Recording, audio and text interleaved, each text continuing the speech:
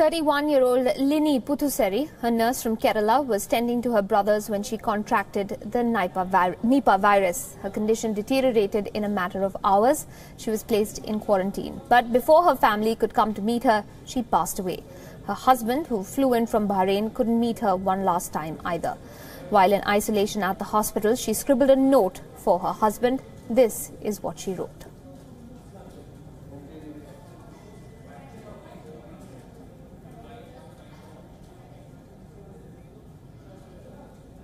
Saji, I am almost on my way. I don't think I will be able to see you. Sorry. Take care of our children properly. Our innocent child, take him to the Gulf. They shouldn't be alone like our father. Lots of love. Lini is survived by her 2 young children and her husband. Her sons can't imagine that their mother will not come back home from the hospital where she worked. She was one of 10 people who've succumbed to the brain-damaging Nipah virus so far. In fact, 12 more cases of infection have been confirmed in the southern Indian state. Reports of 18 cases has come out and 12 of them are actually positive. We sent the specimens where we suspect that clinically Nipah is suspected, especially Nipah is suspected when we have got fever with some kind of brain involvement.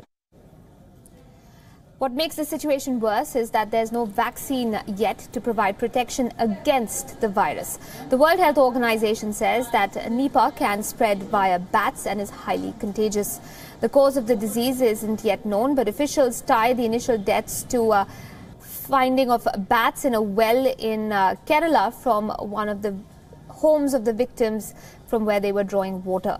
While India is struggling to contain the outbreak of Nipah, some 6,000 kilometers away, medical authorities fear a rerun of last year.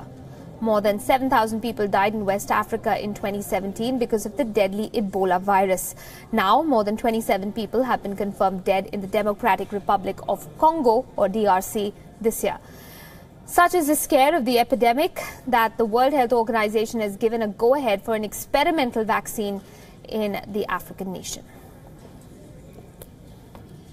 The vaccination started yesterday in Bandaka. 33 people received vaccine yesterday.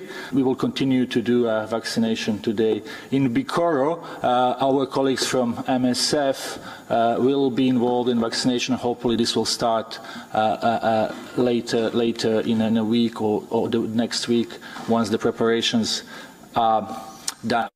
The objective is to stop the chain of transmission. The doctors are deploying and carrying out ring vaccination. We are going ahead with ring vaccination in the community. The world body has claimed that the situation in the DRC is an epidemiological knife edge.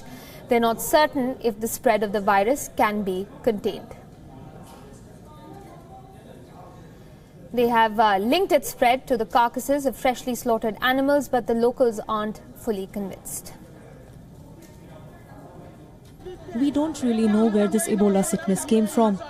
We sell monkey meat every day and people buy it. I inherited this business from my parents, and at that time, no one talked about Ebola.